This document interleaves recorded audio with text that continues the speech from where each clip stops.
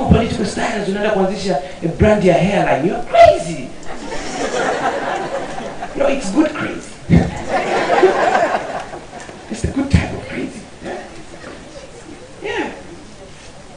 Well, that's a good crazy, trust me. I am very crazy. I studied nakumbuka PCB. Nikafaulu kwenda Muhimbili. Nika change. By then nilikuwa jeshini. Wakati nilikuwa jeshini tukapewa zile posta za kuingia. Nikakuta nimechelewa. Siku nilikuwa nimeenda, tulikuwa tumekimbia kilomita 16. I think nikarudi hata vidole vya mikono vilikuwa fanya kazi kama nilikuwa nakimbia navyo. So I couldn't even do things. Nikaja kukuta posti ilobaki yenyewe Muhimbili ni nursing. Mimi niwe nurse. I was so mad. Sema ndo nikawa nimechagula, nikaambia unaweza kubadilisha, you can choose KCMC. Nikachukua KCMC. Nikasema KCMC. Kipindi hiyo people wakichaguliwa kwenda vyuo hawaangalii kwamba eti chuo kinafundisha sana. Wanaangalia what type of people wanaenda kule. Na what type of people ambao wametoka kule. Nikasema KCMC no, siwezi kusoma na Meru. I had to change my faculty. Nikabadilisha, nikawa naingia ardhi kusoma architecture. Imagine from being a doctor to an architect. That change shows I'm very crazy. Yani nimekataa kusoma unesi kiasi kwamba nataka nije nichore ramani za nyumba.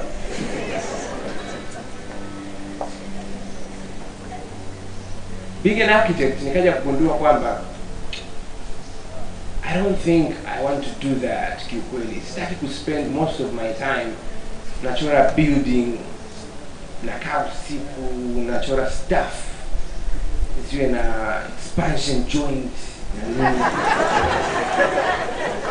Yule kijana yupo.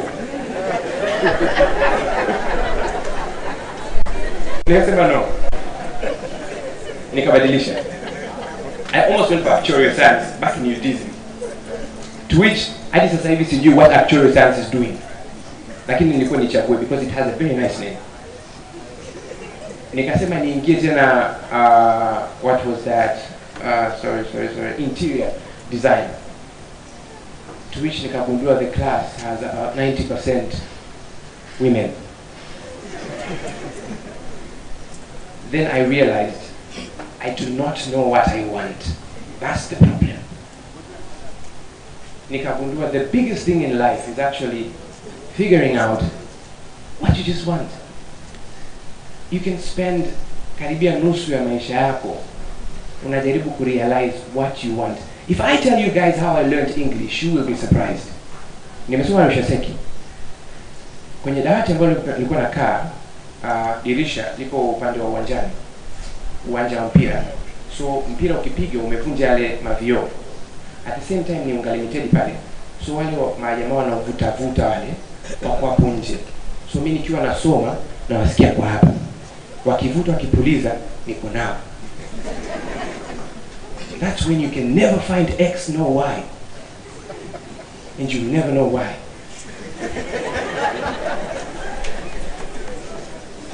But I learned English kwa kwanza kitu cha kwanza. First, I did a bad thing. Everybody will do a bad thing in life to move forward. I'm being honest with myself. I did a bad thing. Niliiba vitabu vya Kiingereza kwenye library ya Arusha. Nakumbuka kulikuwa naondoka na vitabu vitatu. Kulikuwa na kitabu cha tense, kulikuwa na kitabu cha vocabularies, ambapo ni misamiati, nilikuwa naondoka na pia na kitabu cha I think it's question tags kitu kama hicho. Didn't you? Wouldn't me? Nikabla naondoka napo. Kimoja nilikuwa na slide nyuma mlango ule hapo natokea nyuma, kingine nilikuwa naweka kwenye nguo, kimoja ndio nilikuwa na azima. Kwa jina. Kwa nikiondoka nikifika nyumbani, the first stage ni nasoma vitabu. Second stage nikatafuta marafiki. Nilikuwa na attend graduation za shule za kishua sote. Nijuane na wale watu walikuwa wanasema anasoma wapi? Anasoma private, anasoma Ushavuti, anasoma IST, anasoma ISM, anasoma na kuna other shows you prime. They never knew me nasoma wapi, but they saw me everywhere. I was there. Nilikuwa na congratulate every single person. That's how I got friends ambao wanaongea Kiingereza. Tuichi ile kipindi kile cha kata wewe. Na mimi usiku nimekomana Kiingereza cha kati you. Nikajifunza. I learned English. Nikaja nikawa above. Darasani nikawa nabonga zangu B, watu wananisema tu, hiyo English yako utaenda kupeleka wapi kama utakuwa mwalimu? Tulikuwa ni mwalimu na shida gani unafundishwa nani hapa? So I did the impossible kuweza kufika kwenye levels ambazo I am proud of sasa hivi. Hauhitaji anybody kuwa proud of you. You need to be proud of yourself, and you need to hustle. You need to study hard. You need to do a lot of things ili kuweza kuwa wewe ambaye unataka kuwa. 3 things ambayo you want to be. Don't want to spend too much time. Knowledge. Unahitaji kuwa nayo. You need to know what you need to do. Huwezi ukaingia sehemu usijue unachotakiwa kufanya. You need to have the knowledge of that. Pili, unahitaji courage. Sasa umeshajua kuna kitu nakijua. Do you have the courage to step forward? Kama ndugu yako alivyoamka hapa akauza vitabu 50. You need to have the courage. That takes courage. Kuna watu wengi ndani na vitu vyao sasa hivi wanafikiria kwanza kuviuza. No, zile hapa.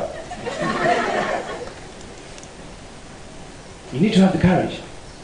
And the last thing you need to have is a personality. Una courage, ume step forward, una knowledge, umepewa kazi. Personality, it keeps you. It makes you stay. Celebrities ambao wamekaa on the top line every single day, it's because their personality. Wako irreplaceable. You are never irreplaceable.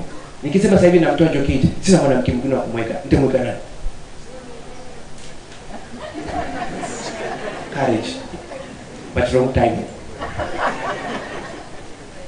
So you need to have knowledge, courage, pamoja na personality ya kuweza kufikisha mbali. That's all you need. Sitaki to spend too much time with you. Sababu the more I spend time, the more you criticize me. And the more you criticize me, the faster my downfall. And I'm going to save myself. I love you. Thank you.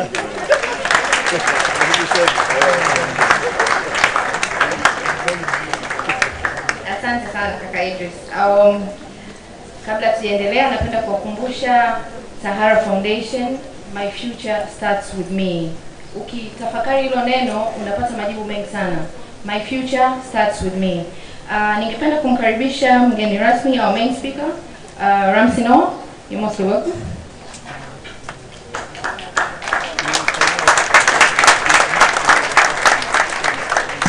Hello. Yeah. So my people are not there. I don't understand how I try because your kids don't enter here. It might they drive off like motorway fail break. They speak Swahili. Like say we Nigerians we here we don't get our language. Me na answer me as I follow na talk how na dey. Then they look me at me. You see? I was sitting right there and I don't speak Swahili and everybody was just smiling and laughing and telling all the jokes on me. All the jokes was on me. What's it I do now? How? I'm a visitor here. Could you not recognize my presence by try? Even at least Idris tried it. He chipped in a bit of English here and there. But Jokate, just her mouth was just driving rough like a car that failed brake with Swahili. What is it about now? I can go deeper. No, sorry, but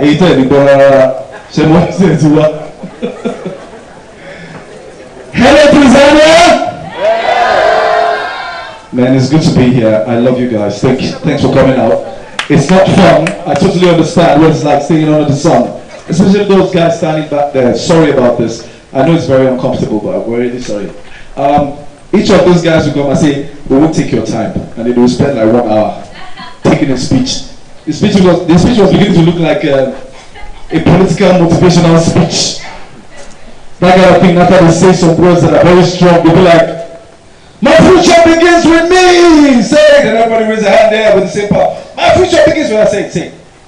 My future begins with me. With that, that punch in the air. Like freedom, black freedom. My future begins with me! My future begins with me. Does it really? Does it begin with you? Do you agree? Okay, fine. I have some bullet points here that I just wanted to mention. I'll try if I can, everywhere I can, not to drag this, and I'll make this very interactive as possible. First and foremost, the key factor of everything in life to me is passion. Are you passion driven by what you do, or whatever profession you decide to take upon? Are you passionate about it? For me, that's the driving force, believe it or not, honestly. If you're not passionate about what you do, and there's no point starting it. Don't get involved in what you do because of what you're going to gain from it. Get involved because of what you're going to give to it. And then the gain will certainly come. That is my policy, that's my principle in life. I love what I do as an actor. I love it. I completely love it. And I started acting way back. I'll give you my life story. But passion is very, very key. Where's that guy? Where's that guy who did this artwork? Where is he? Can you stand up, please? Is he still here? Who's that? What's his name? What's his name? Sorry? Wow. Okay, fine. Don't go, stay right there. When you look to this guy, you can tell he's very passionate. Don't lie, you are in love with your kids, right? They don't deny it. You are, right? You love her, right? Yes, because I can tell from the passion of your strokes here. Except you're in love, you couldn't have put this thing so good. Jokate, you have a stalker. See now she's going to marry you. Don't worry, we'll come back next year and tie the knots to her. I was just going to say, great work of art, man. Great work. You can tell from when I'm talking about the passion. When I tell you you're passionate about something, you can tell from your strokes. You can tell from how you deliver your performance and all your duties, professional duties.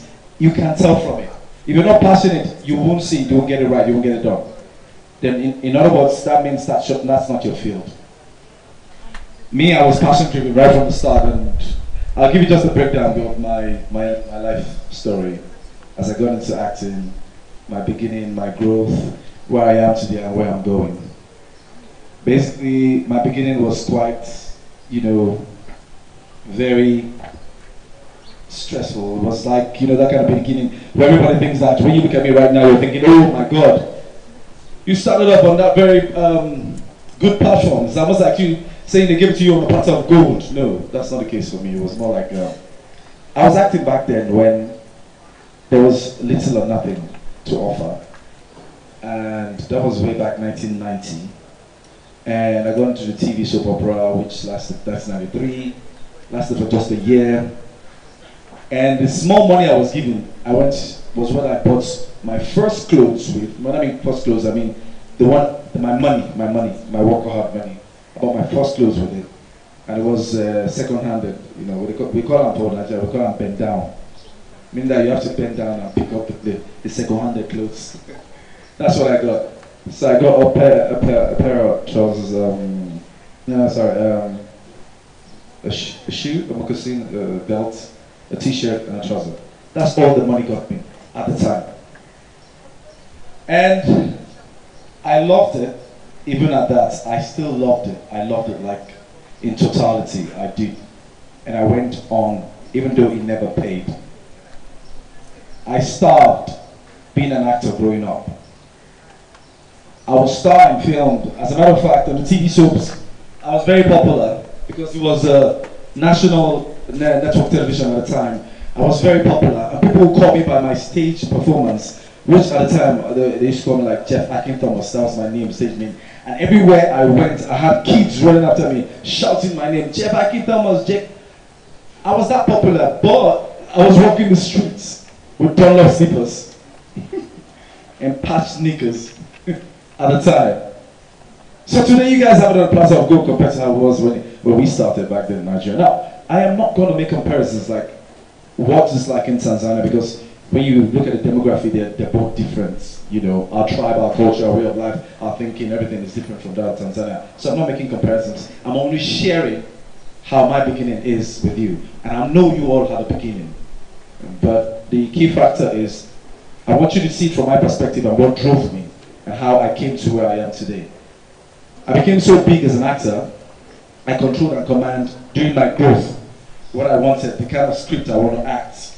And they give me scripts, and I have scripts on ending in my home till tomorrow. I've burnt a couple of them, and I still have about thousands more. And I'll look at the script. From the first 2-3 pages, if I don't like the story, I just throw it. Sometimes back then, I used to have up to like 20 scripts, almost wanting me to act within the same time frame. And I'm thinking I have to read all 20 scripts. No. So by the time I read the first 3, 4, 5 pages, if I'm not engrossed, I throw it away. That was my growth. I did not do it because of the money. I was doing it for the character, my performances. At the time, I picked my character, I picked my performance, I picked the stories that I know will sell, and I went for it. And then, where I am today is like, okay, fine. It's almost as if I'm fully established, right? Am I? Do you think I'm fully established? Do you think I have it all? Wow. You can't speak for me, right? So you don't think I have it all, right? Do I have it all? Do you think I have everything I ever wanted in life right now? Well, more like in my profession. Do you think I have it all? You think so, yeah? Yeah, well, I don't. I don't have it all, not yet. You know why? I'm on a twist. I never get enough. So I'm still going, I'm still an actor, and I'm still relevant in my industry till tomorrow. You don't see me very much often anymore on DVDs. That's because the DVD market has nosedived, and we're not getting anything from it. So basically, we now do movies for cinemas, which of course is within our locality, more like local content provided for local cinemas in Nigeria. And that's where the market is for us right now. And that's where I belong. So basically, where am I going? I still have a lot of good projects in front of me that I intend to look into. But being here is one of the places I want to go. Being here with you guys, sharing my life experience, given the opportunity to actually share what it takes to be an actor. From what Idris said and analyzed to you, I know he was saying something about tenacity, holding on, arrogance, not to be arrogant, not to have pride, to actually be sustainable. I couldn't get exactly, but the little bit English here and there, I could tell what he was trying to preach to you, and which matters a whole lot. But there's a whole lot of shebang to it. It's not just one, because there's so much more to everything. It's how you put it together is how you probably get up being the best of your life. So we use this platform, like let me retract. I'm saying now, this is one of where I want to go, where I want to be, where I share my life experience, my life work, with upcoming, youths who believe in their passion to do either the work of art. So I'm looking forward to having a workshop where I now explain the details of acting for you as best as I can. The various grades and categories that there is for you to be a great actor, what it will take to bring it out of you. But now I'm just sharing my life with you, and I'm going to be done in no time soon. So basically, this is where I want to go, where I share with youths. So I've come to Tanzania, under Sahara Group. Sahara Group brought us here, and they have a mission. The mission is to empower the youths. It's not that kind of mission where you hear politicians say, when they make out, give speeches and then make it seem as if all those fake speeches that they give and they never ever make it. They never fulfill their promises. Yes, they make promises and they never fulfill it. That's different from Sahara Group. Sahara Group is here to actually make sure that within you have something to offer, and then they make what you have to offer better by making you an entrepreneur, not just to enrich you, but also to be sustainable, to have longevity in whatever field you decide to choose. So this platform is actually here to make you understand, believe in yourself and your goal, bring it out, let's share it. Now they're not just doing it with entrepreneur, they're actually expanding to extrapreneur, and that's their own term. Meaning that if I have like a collective youths amongst you, like 3, 4, 5 youths, who have the same collective idea, you all come together, they will help pull it through. They will help you understand how you all, maybe 5, 10 of you, have the same idea. You come together and make it stronger. Push that idea through. Make it successful. Not just successful, but sustainable. And that's the platform where this is all about. So now, I am here to share my own part, the creative arts, which is film, filmmaking and TV. And we'll do that sometime next year. Hope to be back again and share that with you. But for now, I want to say a big thank you, Asante Sana. Thank you guys for coming out. It was a great pleasure to be here with you. God bless you.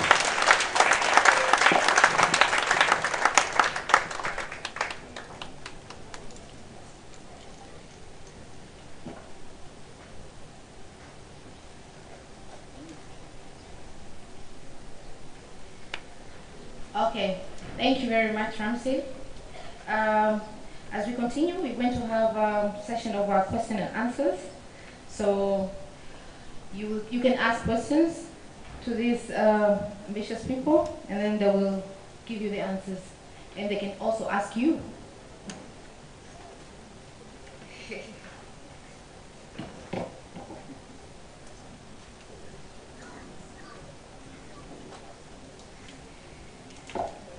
Haya, mwenye maswali jamani.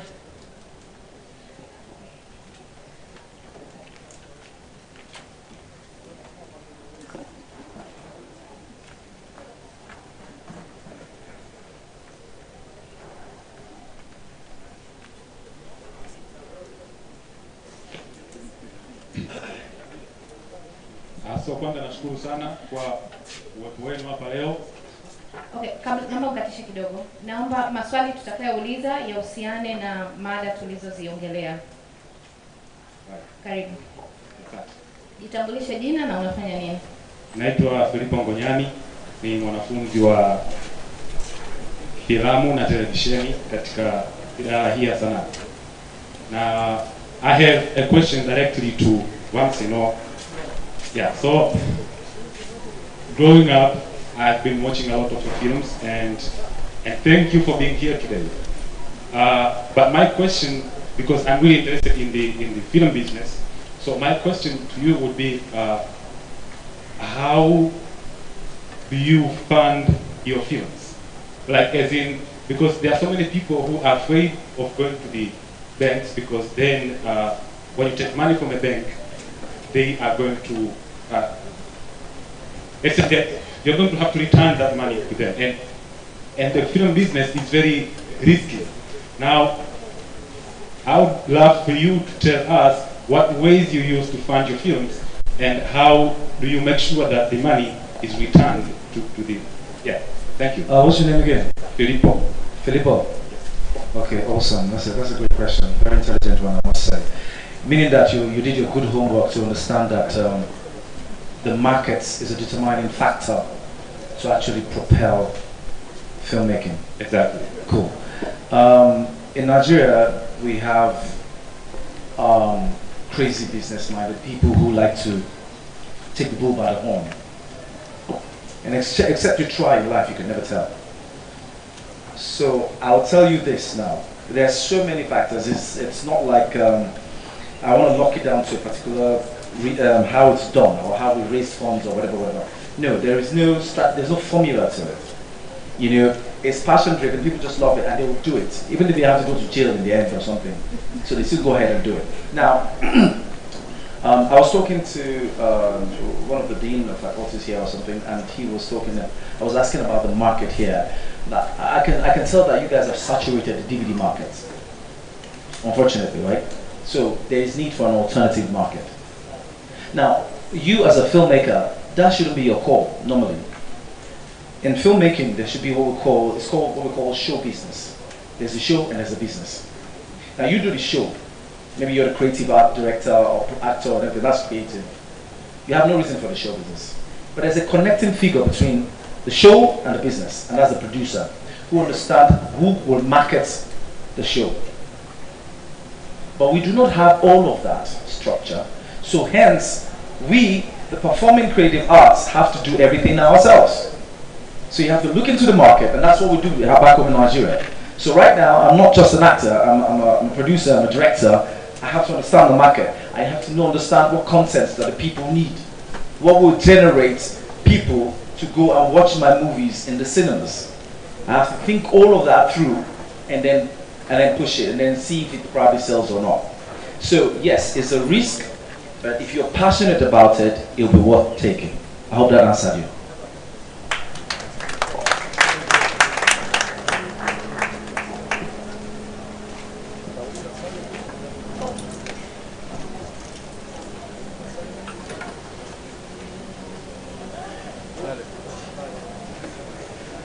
Mike.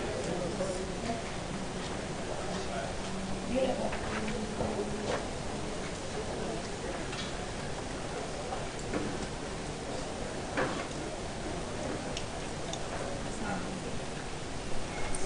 Kwa sababu umeovertake mwenzio.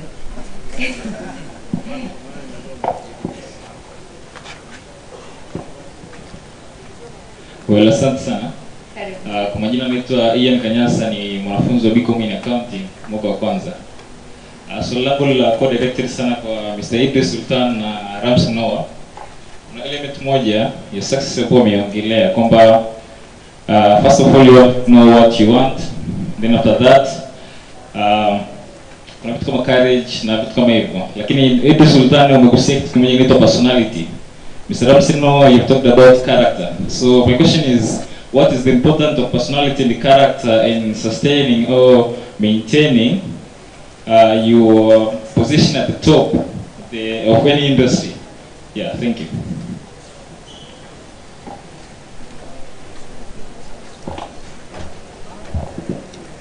Nadia? Yeah, okay.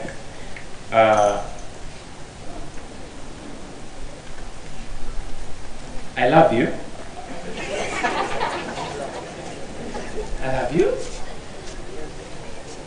And I love you. Same thing. Different ways.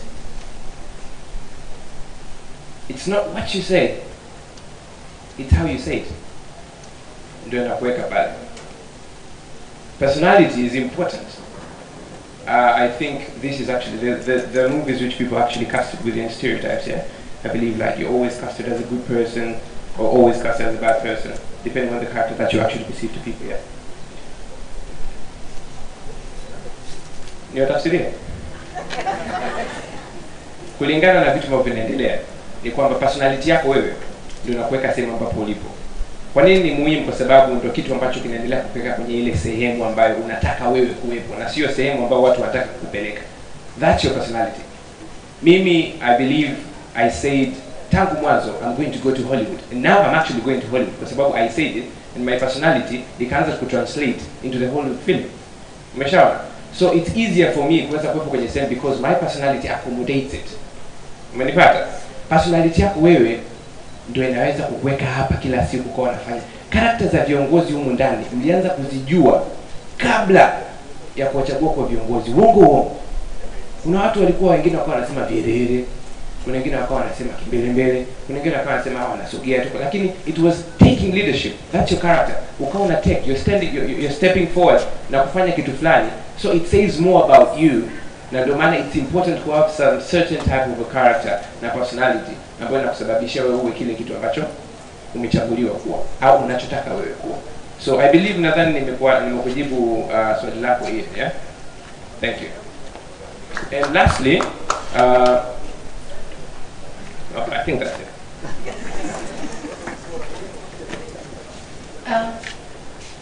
Mbona wanawake sasa mmekuwa nyuma ghafla? Okay, dada pale.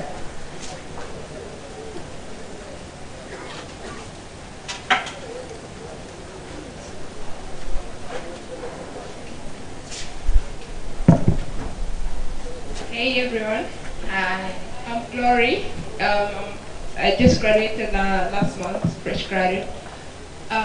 My question, not really a question, but I'm going to direct it to Mr. K. It's more of an invitation. Ever since we graduated, me and my friend here, we've realized that the importance of being an active citizen. So we have volunteered in different places, and what we have come to realize is that most of the youth, I'm talking about kids from secondary school, Form 1 and Form 4 and high school, they don't know much about career coaching in their vision, and most of them, they come to the university out of like under pressure from families and just studying things that they're not really passionate about. So what we thought about this, and we decided to do like an action at home. We've been visiting schools from January, and we're hoping Joke could be like a mentor, because she's already like an inspired youth and successful, and we're basing on that. So we're like inviting you and helping you to at least join us January, if we could just like, yeah, get together with us.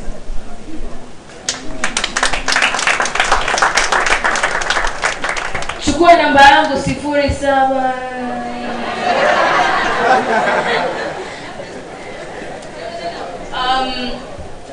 Nitakuja kwa wale wanaonifahamu vizuri sana, ni mwepesi sana katika vitu ambavyo ni vya vijana, na hasa nimefurahisha kwa sababu ni initiative. Napenda zaidi vijana wanao take action, so count me in. Thank you.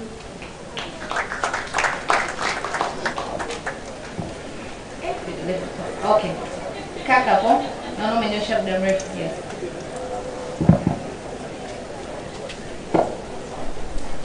Habari. Kwanza napenda kusema asante kwa hapa na kwa ujio wenu. Kwa majina naitwa Damian Daniel Clement. Ni co-founder wa YSRI, Young Smarts and Witches, but also a member. Swali langu ilikuwa, we are not that much public, au hatujaenda hivyo kama tunaendelea, lakini tunapenda tuendelee, na we plan mwakani, if God wish, we could launch it iwe public. Lakini swali lilikuwa tunataka tujue njia ambazo tunaweza tukapita mpaka tufikie ile eneo. Swali langu yani ningependa tuwe majibu na Joketi, kwa sababu she has intuitive organization, na also bro Idris. Asante.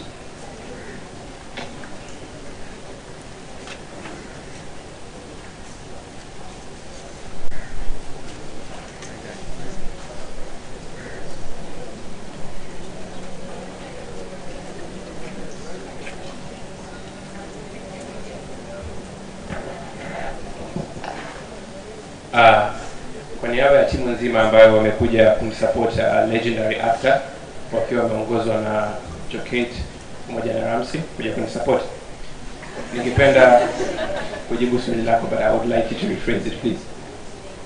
Yes. Mike, you got it.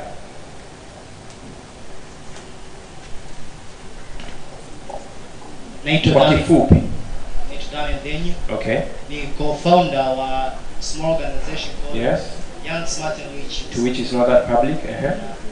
Tulikuwa napenda tuende public. Okay. Na tulikuwa nataka tujue njia za kuweza kufikisha pale ambapo kama alipo dada Piloti. Inafanya nini organization yenu? It's all about youth thing. Kuwa inspire na kuwafanya wa enhance their talents. Mmefanya nini mpaka sasa hivi? Mpaka sasa hivi tumewanua watu na jadili ni arts. Mwendo unafanya nini?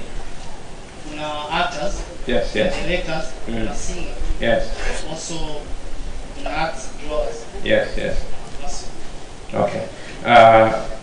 Sidhani kama mnahitaji kufollow any specific direction, kwa sababu what you're looking for ni kuinspire watu, si ndio? That's the only thing ambayo mnatafuta. Sio monetary au nini. Itakuwa vizuri hata tupata monetary kwa sababu everybody likes money. Okay, I think kulingana na organization ndogo ambazo watu wanaanzisha, na sasa mkiwa shule na vyuo na vitu kama hivyo, it's best mkiwa mnaanza kuweka, nadhani kwenye kitu watu wanasoma business, mna kitu mnaita target marketing. Yes, mna differentiation obviously, mna kitu ambacho mnaita pointing out something, ndio unabidi upoint your target people ambao unataka kuwafuata siku zote. After pointing your right people, unajua ni sehemu gani ambazo mara nyingi wanafanya vitu ambavyo wanavifanya wao. Kuenroll people kuja kwenye situation ambao wewe unataka wao uende nao as inspiring them, au kama unataka utengeneze maybe a team of vitu kama there's something called TaskRabbit. Sidhani kama mnaijua, or maybe kama kuna watu wa tech sana wanaijua. It's an application ambao people just come in, ambao unakuja people with specific skills. Kama mimi natafuta mtu kuja kufix bomba langu nyumbani, naingia kwenye TaskRabbit na mtafuta mtu, to which is a group of people ambao wameunga wakatengeneza hiyo. Kwa hiyo wanakuwa ni kama mafundi fulani, naingia kwenye app, natafuta, wanaitana wenyewe, wanaenda something like that. Umeshaona? So kama mmeunda kwa ajili ya kuweza kufanya something solid, umeshaona, kama mmeingia watu wa arts na nini, I would like mfanye vitu kama make something, you know, like a movie. Umeshanipata? Something which people can see the product of what you're really doing. Organization sio kama AA group tu mnakutana, you're trying to quit drinking na vitu kama hivyo, no. Something ambao you provide to which baadaye watu wakitoka hapo, kama wewe ulikuja you can make film, yule alikuja they can act, wakiondoka bind the whole skills. You can move out ukiwa unajua sasa hivi ku act, na yule anaondoka akiwa anajua kufanya film. So I think it should be an internal thing to which ndio inakuja kutengeneza groups of people can do a lot of things together. No specific direction. Be crazy. Good crazy, no? Okay, first and foremost, ningeshauri, what is your end goal? You don't need to answer this right now, it's just pointers for you to reflect on. Tambua your end goal, what you want to achieve, and then align yourself accordingly.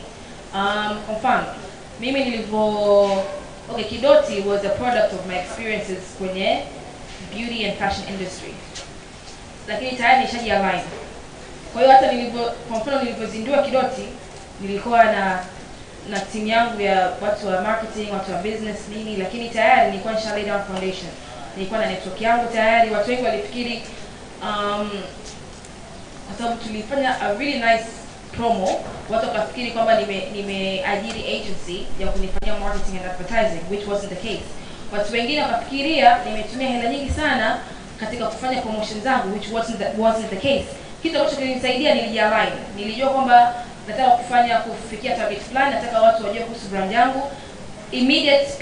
Watu wangu wa immediate watakuwa kina nani? My immediate buyers definitely, kama ninauza Kariakoo, wauzaji wangu wa Kariakoo ni wafahamu, wanijue, wajue aina bidhaa ambayo naenda kuwapelekea. Kama ni watu kwenye industry ambao wataweza kunisaidia kupromote bidhaa yangu, na kaa nao na jenga nao mahusiano. Networking is extremely important. Nilifanya billboards nzuri. Nilikuwa na mdada alikuwa ana kampuni ya billboards, na nilishamwelezea before even prior to launching kwamba naweza nikazindua product yangu, nitaomba support yako, na aliona nina vision, aliona kwamba niko serious na kitu ambacho nakifanya, wakajitolea. Let me tell you something. There's a saying that goes kwamba I forgot. Nimesahau. But kuna msemo unasema kwamba ukijiandaa ukiwa na purpose na kile kitu ambacho unataka kukifanya, njia itajitengeneza tu. Kwa the first thing you need to do is really know what your end goal is and align yourself accordingly. Once you do that, everything will fall into place kabisa. Lakini muhimu, vijana, naomba niseme hichi kitu, narudia. Nimefurahi hata pale nimezungumzia kuhusu volunteering. How many of you guys volunteer? Vijana wengi wanataka sasa wafanye vitu wapate hela, sio? Lakini volunteering, it gives you time to understand who you are, to understand the field you want to get into. Volunteering is extremely important. Another thing that's very important is networking. Hakuna kitu ambacho kimenisaidia mimi kufika hapa nilipo kama networking na kuheshimu watu. Vijana wengi hawapendi kuheshimu watu, sijui kwa nini. Mnatukana watu kwenye mitandao ya kijamii, afu baadaye ndio huyo mtaka kusaidie, sijui inafanya vipi hiyo kazi eh? Inawezekana kweli? Inawezekana? Haiwezekani. So volunteer, take time out. Malipo hayaji immediately, yanaweza kuja somewhere down the road, lakini network. Do as much as you can to network. Ukisikia kuna event kama hapa wamefanya networking, sio? Network na sisi. Ukisikia event yoyote ambayo inahusu field ambayo wewe una interest nao, nenda kasikilize, kapate contacts. Have your diary ambayo ina contacts za watu ambao wako kwenye field ambao una interest nayo. Kuwa na diary ya watu ambao wamefanikiwa, huo unasoma, una learn from them. It will help you shape your way. Kwa hivi ni vitu vya muhimu.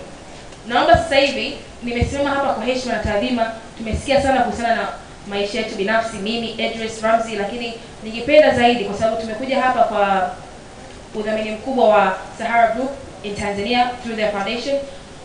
Vijana muulize Sahara sio kuwasaidia, watashirikiana vipi na nini katika kuwawezesha nini kufikia malengo yenu. Tuulize maswali mawili ya mwisho ambayo yata target Sahara zaidi. Karibuni. Kwa Kiingereza ni sawa au hata kwa Kiswahili tutasaidia translate. Lakini nyinyi si watu wa chuo, kwa Kiingereza na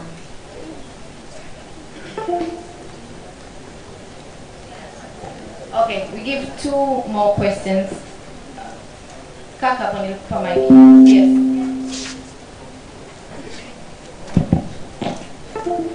Okay. My name is Patrice Gregory Patrice, second year student